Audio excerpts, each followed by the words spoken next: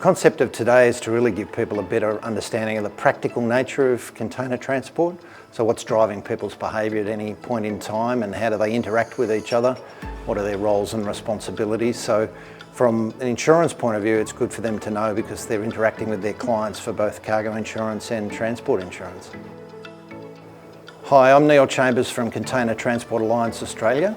So we look at all the landside logistics activities for container logistics around Australia, and we're here today in the Port of Brisbane working with National Transport Insurance and their insurance broking network to give people a better understanding and awareness of how the container chain works in practice. It's good to be out and about. We do it for industry as well because people need to see the physical nature of it, so to get out and experience the equipment, experience the trucks, the trains, the ships, the loading equipment, the container terminals, and so it's a good education for everybody. Every port, and the Port of Brisbane where we are today, has its own eco-structure, if you like, of where the containers are being delivered to and the contents are being delivered to. And it's very much a metropolitan and urban freight task. Yeah, so today we have a bunch of our broker partners here with us, and basically we just throw the invite out and just get the guys to come along and go for the tour. So any of our broker partners are welcome, and we'd love for them to come along on the journey.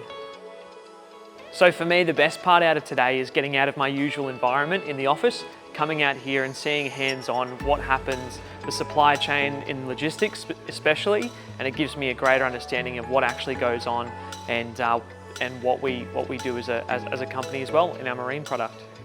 Yeah, for me today was a great opportunity to fully understand what it is our clients do.